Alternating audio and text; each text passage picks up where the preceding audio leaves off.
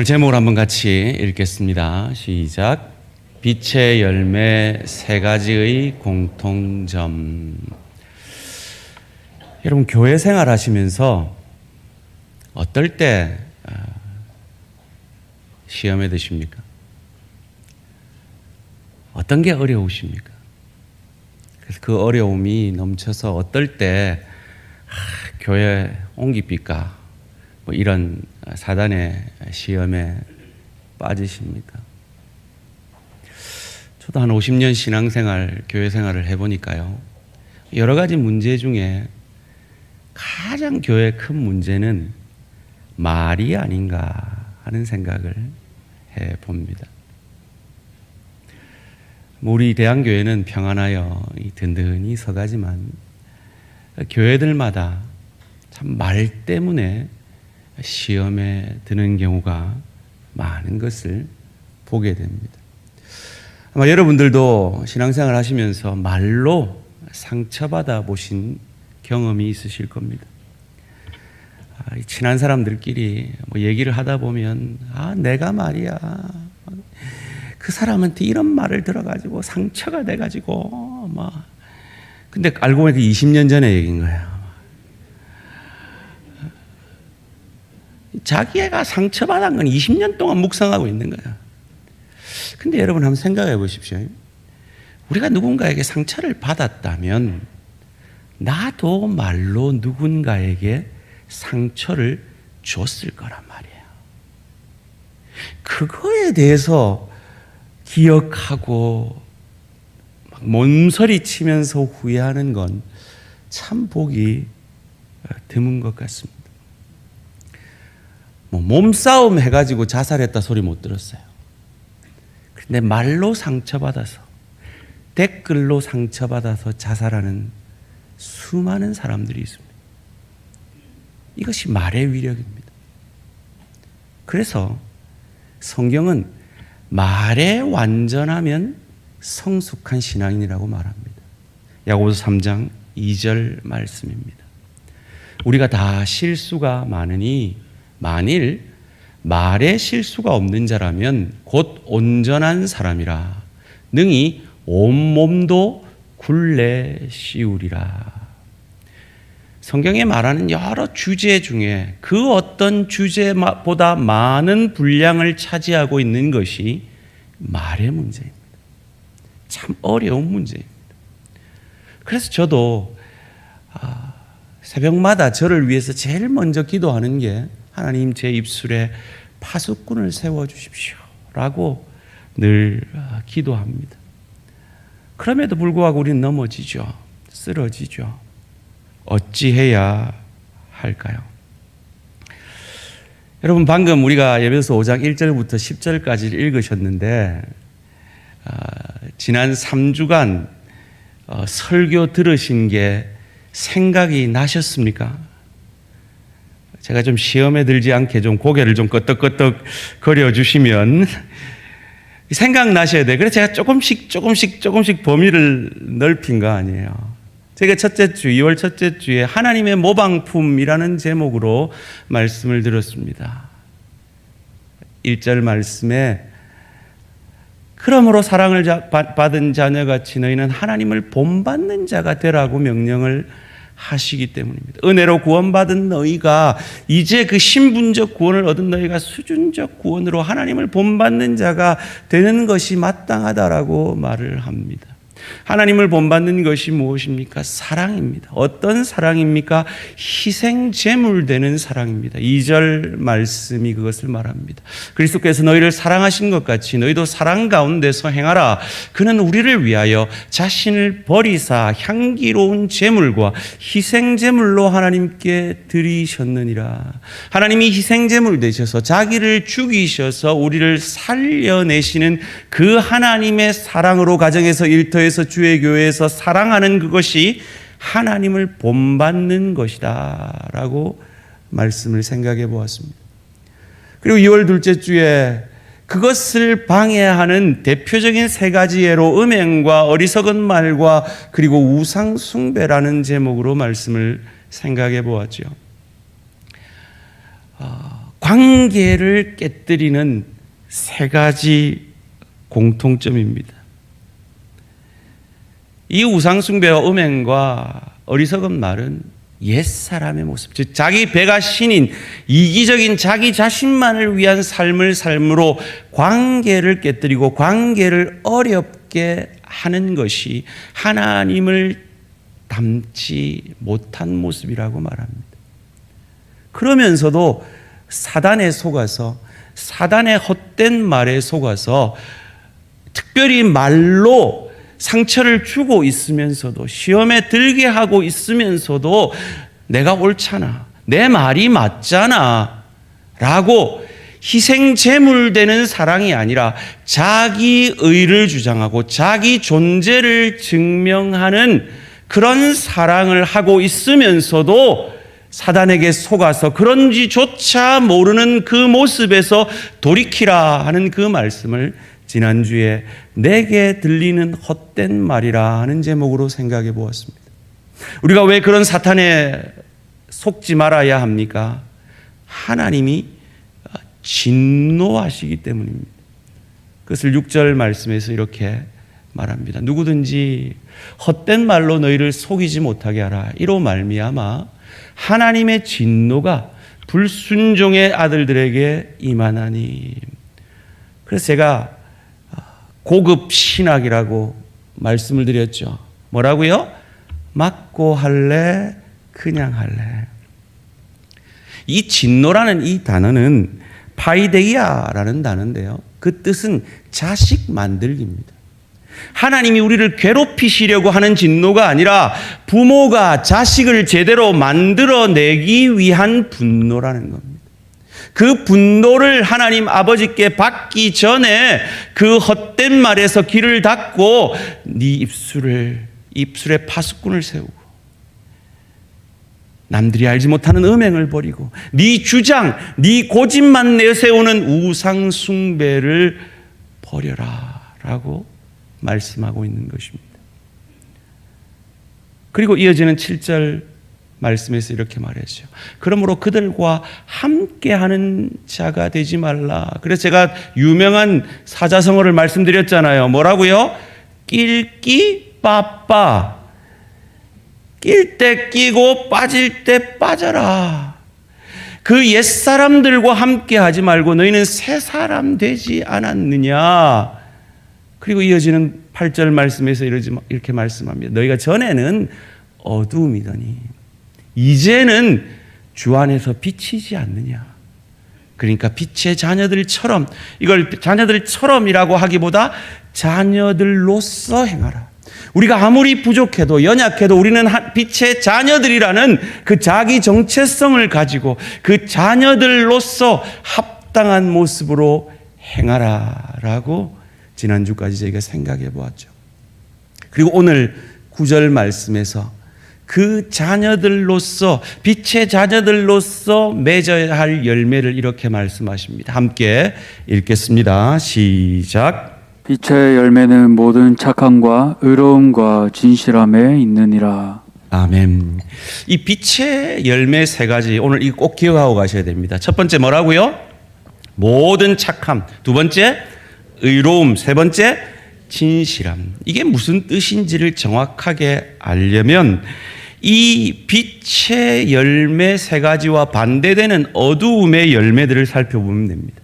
그것을 예배서 4장 31절에서 이렇게 가르쳐 줍니다. 너희는 모든 악독과 노함과 분냄과 떠드는 것과 비방하는 것을 모든 악의와 함께 버리고 띄워놔 주시고. 여러분, 여기에 나오는 어두움의 열매를 한번 가만히 보세요.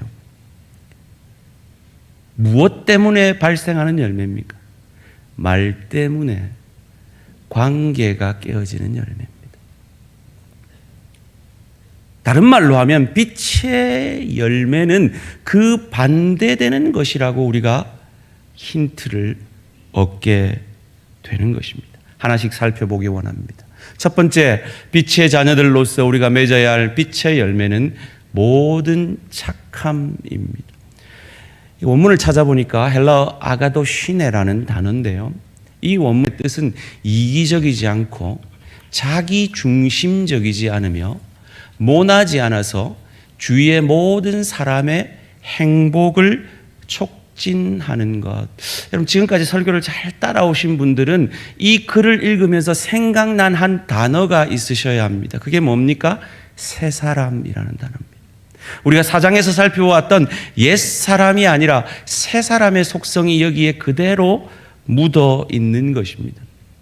그런데 이 아가도시네라는 단어는 일반적인 어떤 성품, 착한 성품을 말하는 것이 아니라 의지적인 착함을 이야기하고 있습니다. 이 사람들 가운데 천성적으로 착한 사람들이 있어요. 여러분은 그 대표적인 예를 지금 보고 계십니다. 제가 저희 아내한테 잔소리를 많이 듣는데요. 잔소리 하기 전에 꼭 이 말은 해줘요. 당신은 참 착하긴 한데, 이렇게 아내에게도 그 착함을 인정을 받습니다. 그런데 여기에서 나오는 착함은 그런 착함이 아니에요. 저는 우리 성도님들 다 착해 보이시는데 그런 착함 가운데도 내 안에 죄의 본성이 만들어내는 남들이 알지 못하는 이기적인 마음, 그것으로 인해 만들어내는 가정에서, 일터에서, 주의 교회에서의 그 열매를 내려놓고 의지적으로 예수의 그 사랑, 새 사람으로서의 이타적인 사랑을 하는 것, 그것이 모든 착함인 것입니다. 소원합니다. 빛의 자녀들로서 여러분의 가정에서, 일터에서, 주의 교회에서 남들은 알지 못하는 그 이기를 의지적으로 이기고 나로 인해 내 가정이, 내 일터가, 주의 교회가 유익을 얻게 되어지는 모든 착함의 열매를 맺어내시는 저와 우리 모든 성도님들 되시기를 주님의 이름으로 축원합니다. 두 번째로 의로움입니다. 이 헬라어를 찾아보니까 디카이오시네라는 단어인데요. 이 뜻을 신학자들이 이렇게 설명을 해요. 하나님께서 주관하셔서, 이 중요한 건 하나님께서 주관하시는 겁니다. 자신이 택한 자를 자신과의 바른 관계로 회복시켜 주시는 하나님의 의로움, 하나님이 이루시는 의로움입니다. 여러분, 의로움이요, 이게 정말 골치 아픈 거예요. 여러분, 우리 교회는 그렇지 않은데 다른 교회들이 싸울 때 뭐 갖고 싸우던가요? 의로움 갖고 싸워요. 여러분, 남편과 아내가 뭐 갖고 싸우세요? 내가 옳다라는 것 갖고 싸우시잖아요. 이 의로움이 골치 아픈 겁니다. 사람의 의로움은 더 큰 갈등을 만들어냅니다.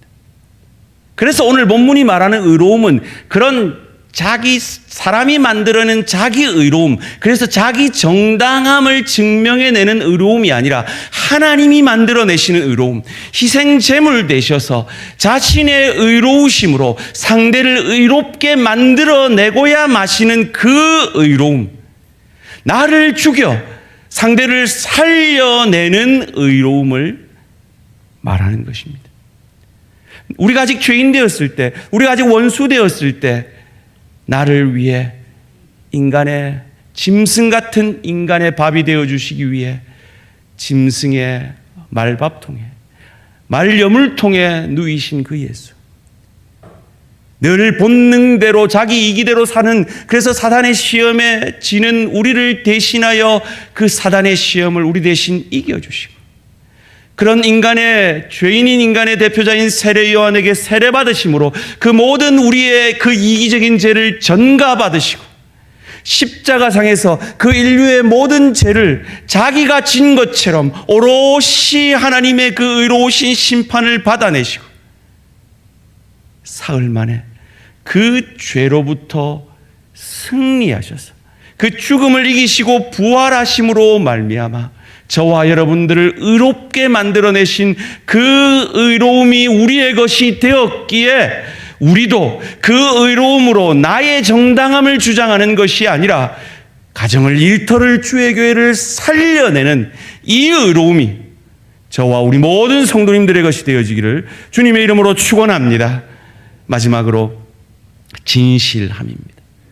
이 헬라 알레데이아라는 단어의 뜻은 속이는 것이 없는 것이라는 뜻입니다. 그런데 이 알레데이아라는 단어가 어디에 쓰여졌는가 하는 걸 찾아보니까요, 이 진실함이라는 단어가 진리라는 단어로 쓰일 때 많이 쓰였더라고요. 대표적으로 요한복음 1장 14절입니다. 말씀이 육신이 되어 우리 가운데 거하심에 우리가 그의 영광을 보니 아버지의 독생자의 영광이요 은혜와 진리가 충만하더라. 여기서 예수를 말하면서 그 진리가 충만하신 예수에 대해서 얘기할 때 이 단어를 쓰고 있습니다.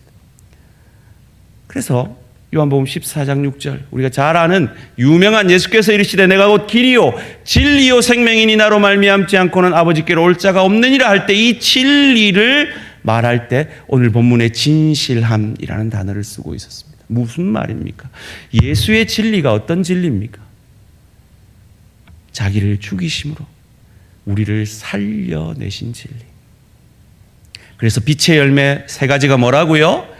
모든 착함과 의로움과 진실함. 이 세 가지의 공통점이 뭐냐? 예수의 은혜로 구원받은 자로서 예수 닮은 이타적인 삶을 의지적으로 살아가는 삶. 그래서 맺어지는 열매가 이 빛의 열매라 하는 것입니다. 한마디로 얘기하면 예수로 말미암아 새 사람 된 그 새 사람으로서 이타적인 삶을 의지적으로 살아내는 삶입니다. 그래서 사도 바울이 고린도전서 10장 24절에서 그런 삶을 이렇게 말합니다. 누구든지 자기의 유익을 구하지 말고 남의 유익을 구하라. 그런데 문제는 자기 배가 신인 우리의 본성으로는 우리는 이런 열매를 가정에서, 일터에서, 주의 교회에서 맺어낼 수 없다는 것입니다.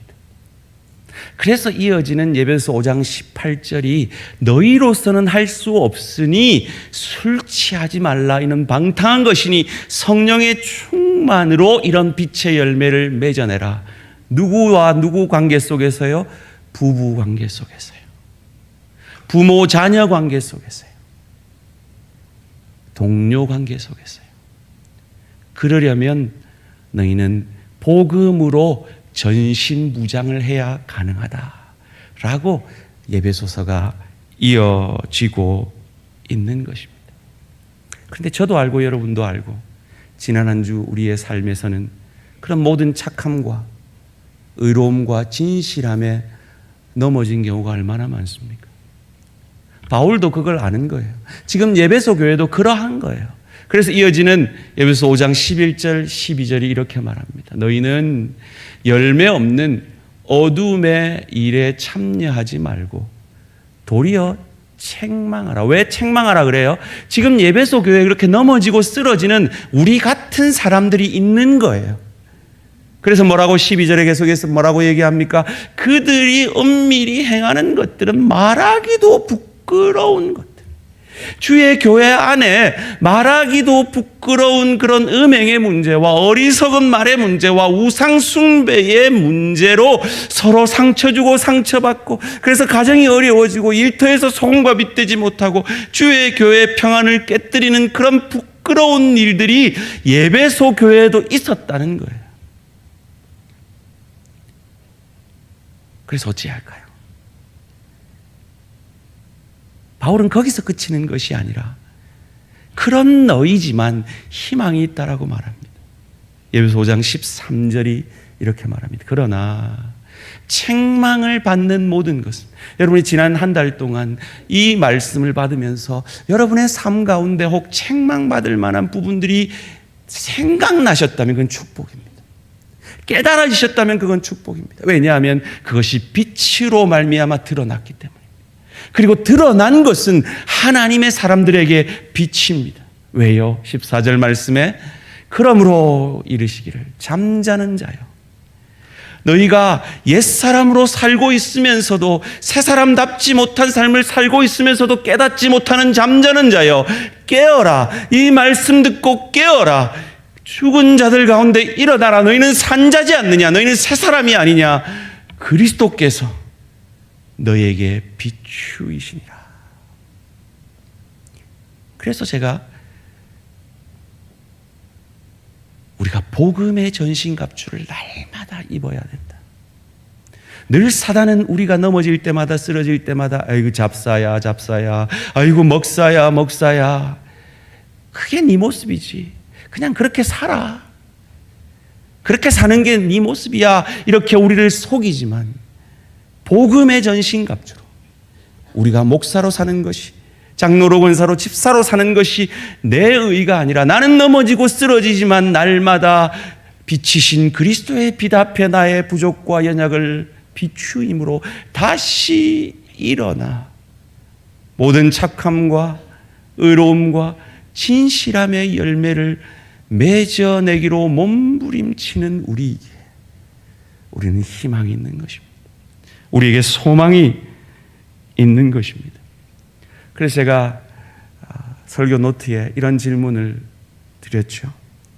우리가 빛의 열매 맺음에 실패할 때마다 절망하지 아니하고 복음으로 전신갑주를 입어야 하는 이유가 무엇입니까?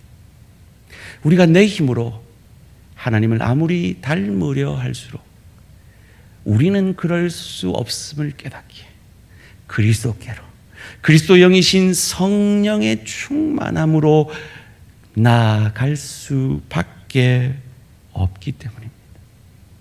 그래서 예배가 중요합니다. 예배 자리로 나올 때 우리는 이 그리스도의 빛 앞에 우리의 연약을 비추일 수 있기 때문입니다. 그래서 제자 훈련이 중요합니다. 마지막으로 한 번만 더, 1대1 제자 영육이 중요한 이유입니다.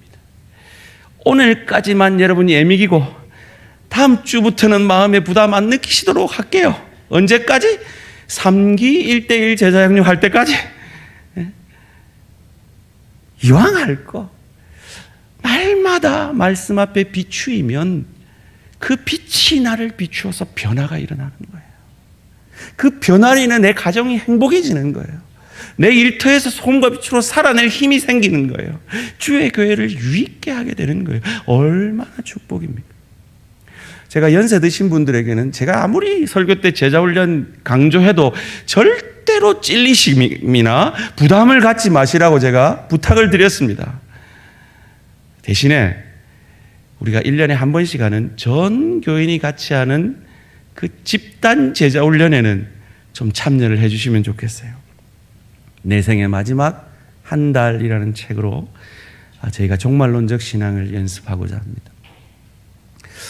우리 어르신들, 눈이 어두워 책을 읽을 능력이 없는 분들을 위해서 우리 최준호 장로님 가정이 너무나 열심히 지금 음성으로 이 긴 책을 녹음하고 계십니다. 여러분이 들어서라도 은혜 받으시도록 할 겁니다. 한 분도 빠짐없이 우리 전체 교회가 참여하는 그리스도의 빛 앞으로 나아오시는 우리 모든 성도님들 되시기를 주님의 이름으로 축원합니다. 우리가 왜 빛의 열매를 맺어야 합니까? 우리를 구원하신 하나님이 그럴 때 기뻐하시기 때문입니다. 그래서 오늘 본문 10절이 이렇게 말합니다. 주를 기쁘시게 할 것이 무엇인가 시험하여 보라. 빛의 열매를 맺으면 하나님이 기뻐하신대요. 사랑하는 성도님들, 목사가 암만 얘기해도 여러분이 뭐 굳이 목사 말 들을 필요가 뭐 있겠습니까? 그죠? 그런데 목사가 선포하는 그 말이 하나님이 기뻐하는 말이라면 우리 할 수 있잖아요. 나를 구원하신 하나님 아버지가 기뻐하신다는데 우리 그 빛의 열매를 위해 이타적인 삶을 살아낼 수 있잖아요. 여기서 시험하여 보라는 이 단어가 재밌는 단어더라고요. 도키마존테스라는 원형의 도키마조라는 단어는 금속을 불에 넣어서 진짜인지 가짜인지 알아보는 거예요. 정말 여러분의 빛의 자녀인 것이 어떻게 증명이 되어질 수 있느냐? 빛의 열매를 맺으려 노력해서 하나님을 기쁘시게 하는 자가 되려 하는 그가 진짜라는 것으로 드러나게 되어진다는 거예요. 이것에 대해서 안타까워해서 이단 시비를 무릅쓰고 노신학자 김세윤 박사가 유보적 칭의론이라는 말까지 썼다는 거 아니에요. 그분이 보시기에 한국교회 구원관은 구원파들이 주장하는 구원관과 같더라는 거예요. 구원파들은 신분적 구원만 주장하거든요. 신분적 구원을 받았으면 너희가 무슨 짓을 해도 구원받는다라고 주장하거든요. 그러나 이 신분적 구원이 수준적 구원으로 나아가지 않으면 그 구원은 거짓 구원이라는 거예요. 그래서 이 칭의를 유보해서라도 그 사람이 정말 수준적 구원으로 자라가기를 원하는 사람인가를 시험하여 보라. 분별하여 보라. 이 동일한 단어가 로마서 12장 2절에 쓰여요. 너희는 이 세대를 본받지 말고 오직 마음을 새롭게 함으로 변화를 받아 하나님의 선하시고 기뻐하시고 온전하신 뜻이 무엇인지 분별하도록 하라. 여러분, 설교 노트에 이런 질문을 드렸습니다. 우리가 빛의 자녀로서 빛의 열매를 맺기 위해 우리가 잘 시험하고 분별해야 하는 이유가 무엇입니까?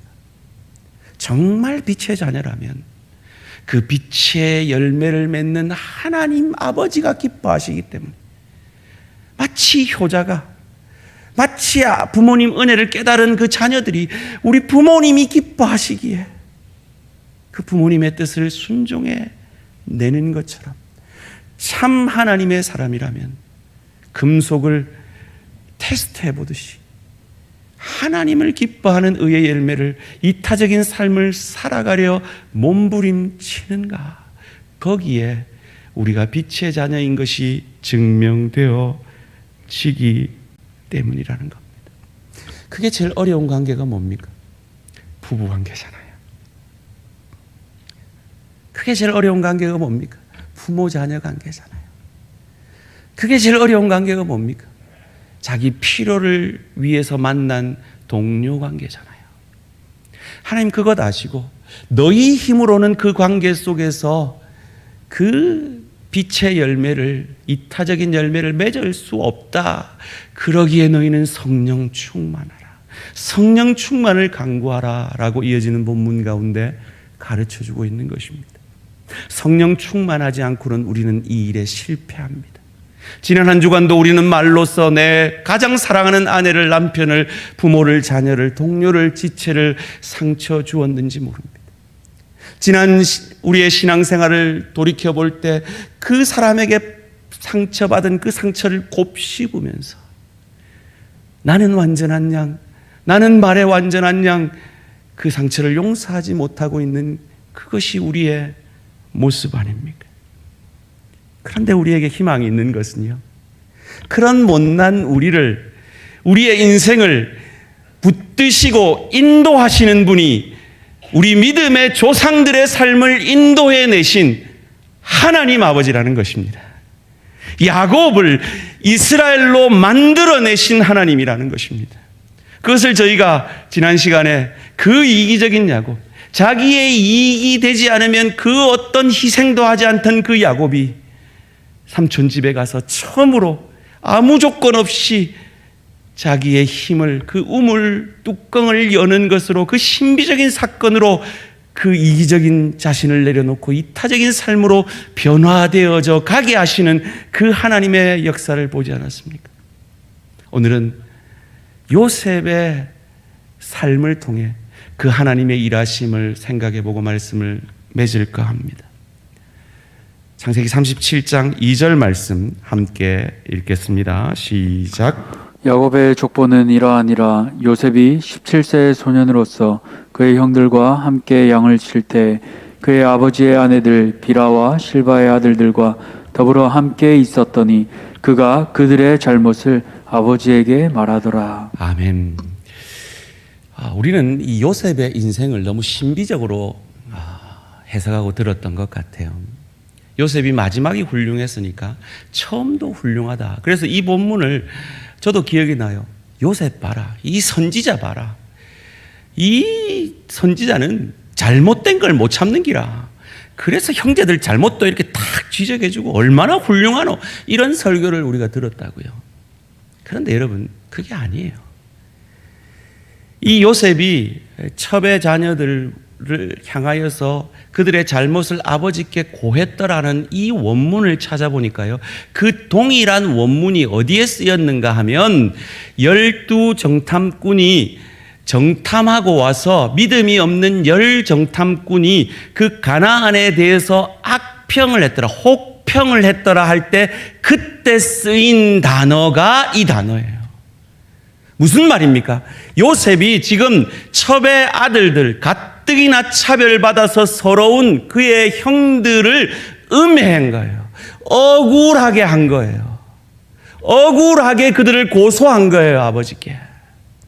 더군다나 요셉은 얼마나 철딱서니가 없고 철이 없고 눈치코치가 없습니까? 가뜩이나 차별받는, 지는 비단 옷 입고 그 낡은 옷 입고 있는 그 형들한테 미안하고 그냥 그 형들한테 잘해줘도 뭐 할 건데 꿈 얘기를 해요. 형들 단이 내단 앞에 절하대요. 그 꿈은 그냥 가슴 속에 새기고 있어야죠. 말하지 말아야죠. 힘들잖아요. 그 형들이 누굽니까? 차별받는, 괄시받는 형들 아니에요. 사랑하는 성도님들, 제가 지난주에 참 크게 회개한 사건이 있어요. 지난주 월요일 날 제가 교육자들을 만나서 편하게 얘기하다 보니까 제 대학 시절 얘기가 나와가지고, 제가 대학교 때 참 이 자매들한테 인기가 많았다 뭐 이런 얘기를 그냥 저도 모르게 막 하고 있었어요. 근데 제가 돌아서 생각해 보니까 아이고 이 못난 사람아 생각이 드는 거예요. 그 말을 누가 듣고 있었냐면 지금 아직 30대 후반인데도 장가 못 간 송창동 강도사가 듣고 있었던 거예요. 아이고 이 어리석은 사람아, 이 어리석은 말의 사람아. 제가 회개를 했어요. 사랑하는 성도님들, 경제적으로 어려운 내 지체 앞에 우리 아파트가 얼마나 올렸니? 이런 얘기 하시면 안 돼요. 그 요셉, 지금 철딱선이 없는 요셉 같은 거예요. 골골하고 병들어 힘든 그 지체 앞에 자기 건강 자랑하면 안 돼요. 자식 때문에 고민 많은 내 지체 앞에 자기 자식 자랑하면 안 돼요. 그건 요셉 같은 철딱선이 없는 행동이에요. 이 선거철에 제가 이거 한마디만 하고 넘어가겠습니다. 여러분, 정치적 소신 귀합니다. 존중합니다. 그러나 내 정치적 소신이 아무리 옳고 선해도 나와 반대되는 정치 소신을 가진 사람 앞에 그걸 강요하는 건 사랑 아니에요. 요셉같이 지금 철딱선이 없게 말하고 있는 거예요. 이런 요셉이 총리가 되었다. 어떤 일이 일어날까요? 칼바람이 불겠죠. 인류가 어려움을 겪을 겁니다. 그런데 하나님은 요셉을 총리로 삼기로 이미 꿈으로 예정하고 비전을 주셨습니다. 어찌해야 할까요? 하나님이 빚어가시는 거죠.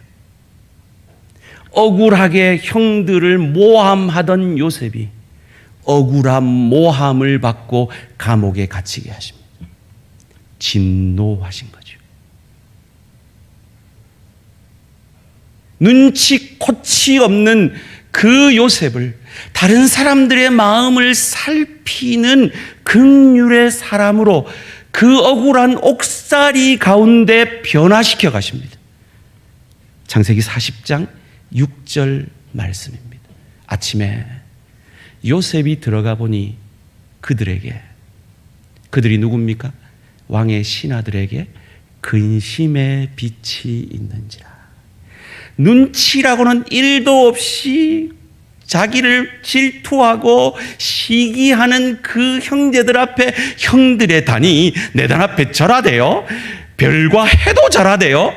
얼마나 눈치코치가 없었으면 자기 그를 그렇게 사랑하는 아버지까지도, 아버지 야곱까지도 요셉한테 화를 낼 정도로 그런 철딱선이 없는 그 요셉에게 하나님이 진노하셔서 아버지의 진노로 바이데이아 하셔서 자식 만들기를 하셔서 총리가 되어졌을 때 그 많은 영혼들을 품에 안을 수 있는 하나님의 사람으로 그 억울함을 통하여서 빚어가시고 있는 것입니다. 그 차별받는 속에서 차별받는 사람들을 이해하는 그 총리로 준비시켜가고 계신 겁니다.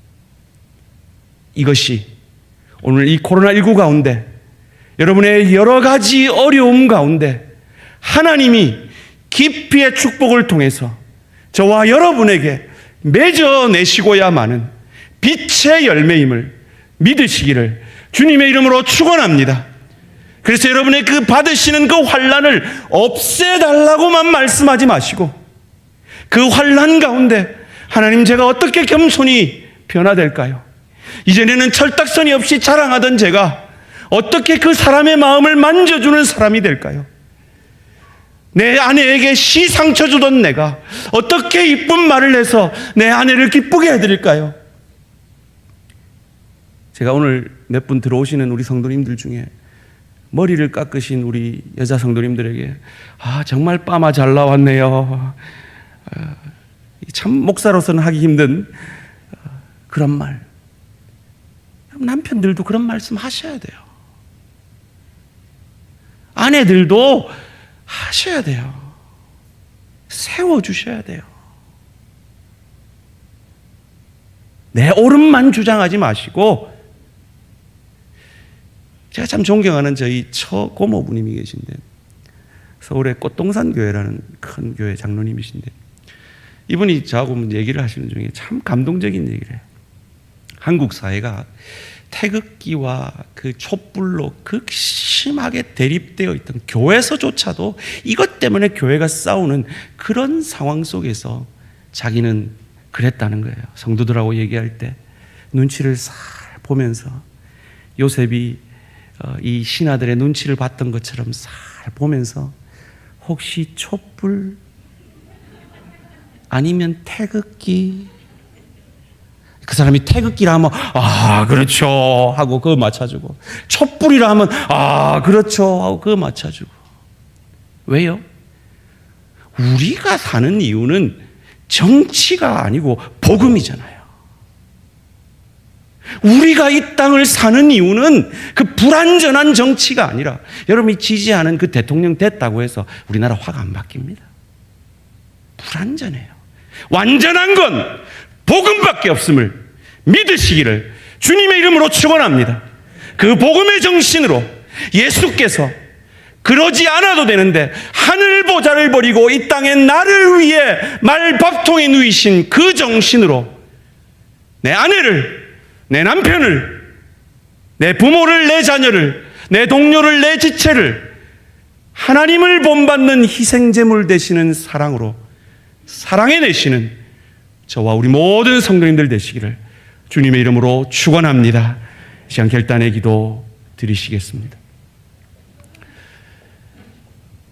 하나님께서 여러분에게 어떻게 말씀하십니까? 오늘 이 말씀을 통해 여러분에게 생각난 여러분의 모습은 무엇입니까?